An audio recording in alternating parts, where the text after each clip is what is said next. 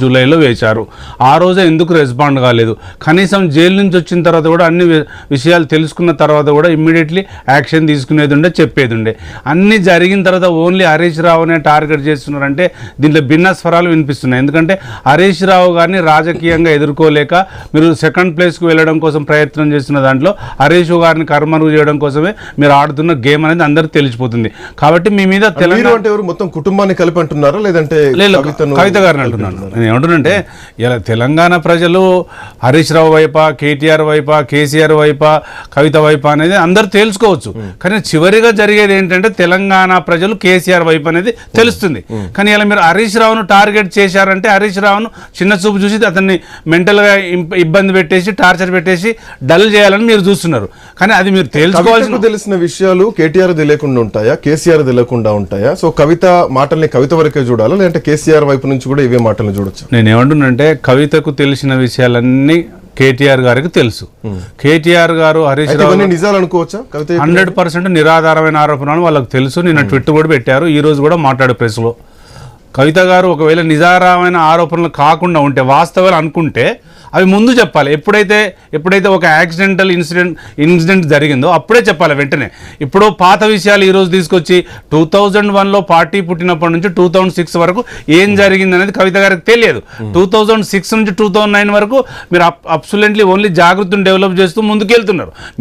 మీదో ఉద్యమ పాత్ర ఉంది లేదు అనడానికి ఆస్కారం లేదు. కానీ కొన్ని మీకు తెలియని విషయాలు కూడా తెలంగాణ యాజిటేషన్లో జరిగినాయి, మీకు తెలియదు కదా. అవి నేను అనేది. ఎందుకంటే కేటీఆర్ గారికి తెలుసా విషయాలు, కవిత గారికి తెలుసా అనేది పక్కన పెట్టేస్తే కవిత గారికి కొన్ని తెలియదు. ఇప్పుడు తెలంగాణ ఉద్యమానికి కేసీఆర్కు ఉన్న సంబంధాలు, కేసీఆర్ గారికి హరీష్ రావుకు ఉన్న సంబంధాలలో హరీష్ రావు గారు లేకుండా తెలంగాణ ఉద్యమం అనేది ఉండదు. ఎందుకంటే అది మేము దగ్గరుండి చూసిన 25 సంవత్సరాల అనుభవం మీద చెప్తున్నాం మేము. అందుకనే హరీష్ రావు గారిని టార్గెట్ చేయడంలో తప్పుంది. మీరు నిరాధారమైన ఆరోపణలు చేయడంలో మీ తప్పు ఉంది. ఒకవేళ మీరు నిజాయితీతో ఉంటే మీరు నిమ్మలంగా వాట్ ఈజ్ వాట్ అని మళ్ళీ డాడీ దగ్గరికి వెళ్ళి వాట్ ఈజ్ వాట్, ఎందుకు ఇట్లా జరుగుతుంది, నన్ను ఎందుకు కవిత కామెంట్స్ తర్వాత కేటీఆర్ కు హరీష్ రావుకు ఏమైనా విభేదాలు పెరిగేటువంటి అవకాశం ఉందా? ఎందుకు కవిత టార్గెటెడ్ గా హరీష్ రావును టార్గెట్ చేస్తూ, సంతోష్ రావును టార్గెట్ చేస్తూ మాట్లాడుతున్నారు? ఇవన్నీ ఇంట్లో గొడవలు, వాళ్ళంతా బంధువులే, రక్త సంబంధాలే, బయటకు వచ్చి మాట్లాడుతున్నారు. సో ఈ మాటల తర్వాత ఏమైనా ఫ్యామిలీలో డిస్ప్యూట్స్ వచ్చే ఛాన్స్ ఉండొచ్చా? 100% రావు. ఎందుకంటే దీన్ని నేను ఏమంటున్నానంటే మీరు మంచి క్వశ్చన్ వేశారు. దీన్ని ఒక రూపకంగా ఓన్లీ కవిత గారే మాట్లాడుతున్నారు కేసీఆర్ గారి మీద, సంతోష్ రావు మీద, హరీష్ రావు మీద అనడానికి ఛాన్స్ లేదు. ఎందుకంటే ఇప్పుడు కాళేశ్వరం కమిషన్ యొక్క పూర్వపరాలు మీకు ఒక 2 నిమిషాలు ఎక్స్ప్లెయిన్ చేయాలంటే 2001లో పార్టీ పుట్టినప్పుడు కూడా ఇలాంటి లుకలు వచ్చినాయి. కేసీఆర్ గారి మీద దాడి జరిగింది, తెలంగాణ ఉద్యమాన్ని కనుమరుగు చేయాలని అవసరం జరిగింది.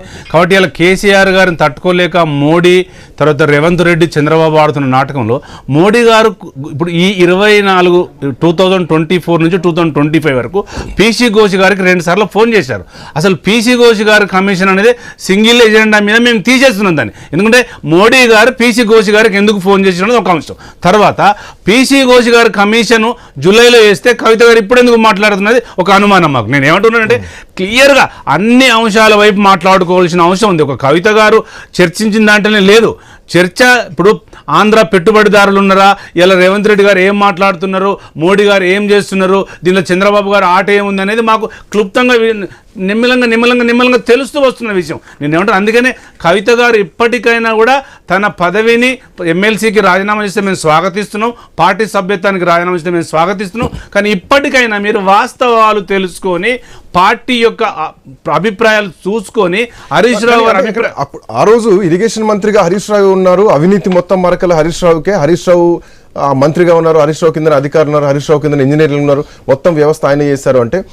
బట్ ఇంజనీర్లు చెప్పింది పీసీ ఘోష్ కమిషన్ ముంగట కానీ లేదంటే రేపొద్దున సిబిఐ విచారణలు కానీ అంతా ఆ రోజు ముఖ్యమంత్రి చెప్పినట్టే చేసామని చెప్పారు. సో హరీష్ రావు ముఖ్యమంత్రి పేరు చెప్పమని చెప్తే అప్పుడున్నటువంటి ముఖ్యమంత్రికి ఇదంతా తెలియకుండా ఉంటుందా? ముఖ్యమంత్రి ఆ రోజే ఒప్పుకున్నారు కదా, ఆ మేధోమదనం చేసి మెదడును రక్తంని మరిగించి చెమటగా మరిగించి మేము ప్రాజెక్ట్ కట్టామని ఆయన ఒప్పుకున్నారు. హరీష్ రావుని ఎందుకు బాధ్యుని చేస్తున్నారు ఇక్కడ? అంటే ఇప్పుడు హరీష్ రావు గారిని బాధ్యుని చేయాల్సిన బాధ్యత కేసీఆర్ మీద ఉంది. కేసీఆర్ చేయాలి.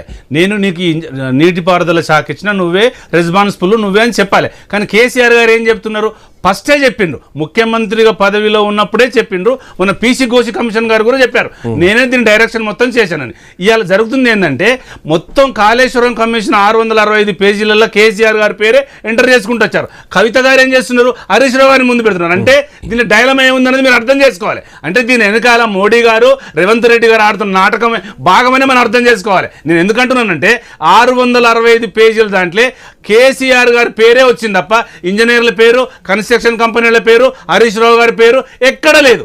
అంటే మీరు ఏం చేస్తున్నారు, ఇప్పటికిప్పుడు హరీష్ రావు గారిని టార్గెట్ చేస్తుంటే దీని వెనకాల ఏముంది అంటే మీ వెనకాల ఏదో ఉందంటే కదా, హరీష్ రావు గారిని ఇబ్బంది పెట్టాలి, పార్టీలో ఉండకుండా చేయాలనే మీ ఉద్దేశం ఉన్నట్టే కనబడుతుంది కదా కవిత గారికి. ఒకవేళ మీకు నిజాయితీ ఉంటే హరీష్ రావు టార్గెట్ చేయాలనుకుంటే కేసీఆర్ చేయొచ్చు, కేటీఆర్ చేయొచ్చు. కవితను టార్గెట్ చేయాల్సినటువంటి హరీష్ రావు అవసరం ఏముంది? ఒకవేళ ఇప్పుడు చాలా ఈవెన్ సోషల్ మీడియాలో కానీ కొంతమంది మాట్లాడుతున్నారు, రేవంత్ రెడ్డి రాసిచ్చిన స్క్రిప్టే కవిత చదువుతున్నారు, రేవంత్ రెడ్డి మాటలే కవిత రూపంలో వస్తున్నాయని చెప్పేసి కొంత వాదన సోషల్ మీడియాలో ఒక వర్గం మాట్లాడుతున్నది స్పష్టంగా కనిపిస్తోంది.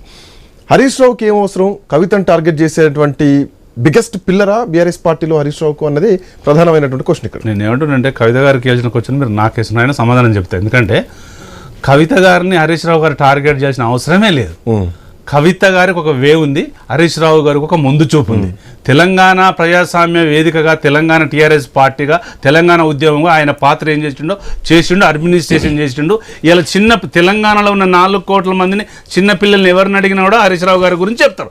అదే స్థాయిలో కవిత గారి గురించి అడిగినా కూడా చెప్తారు. కాబట్టి హరీష్ రావు అనే వ్యక్తి కవితను టార్గెట్ చేయడానికి ఆస్కారమే లేదు. ఒకవేళ టార్గెట్ చేసినా అక్కడ ముందు మామయ్య కనపడతాడు, తర్వాత బామ్మర్ది కనపడతాడు. కాబట్టి ఆయన ఎందుకు ఆమెను టార్గెట్ చేస్తాడు అంటే దీని వెనకాల కవిత గారు ఏదో ఆలోచన చేసుకొని పకడ్బందీ వ్యూహంతోనే ముందుకు వస్తుంది తప్ప కవిత గారు ఇలా హరీష్ రావు గారిని టార్గెట్ చేయడంలో ఏది వెనకాల ఉంది. దీని వెనకాల నేను ఏమంటున్నానంటే వట్టిగా మాటలు మాట్లాడుకోవడం ఈజీ, దీని వెనకాల ఏముంది, చరిత్ర ఏమేముంది, ఎప్పుడెప్పుడు కాళేశ్వరం కమిషన్ జరిగింది, ఎప్పుడు ఘోషి కమిషన్ గారికి మోడీ గారు ఫోన్ చేశారు, ఎప్పుడు ఏం జరిగింది, అసలు మాట్లాడాల్సిన మాటలు ఏమున్నాయి, ఏ టైంలో ఏం మాట్లాడకుండా ఇప్పుడే ఈ టైంలో ఎందుకు మాట్లాడుతుంది అనేది కూడా చెప్పాలి. స్పీడ్గా మాట్లాడేసి పార్టీని ఇబ్బంది పెట్టి, డాడీని ఇబ్బంది పెట్టి, హరీష్ రావు గారిని ఇబ్బంది పెడితే గిట్టనే నోటీసులు వస్తే, సోకాజ్ నోటీసులు వస్తే సస్పెండ్ చేస్తారు. అందుకని అర్థం చేసుకోవాల్సింది ఏంటంటే నిజ స్వరూపం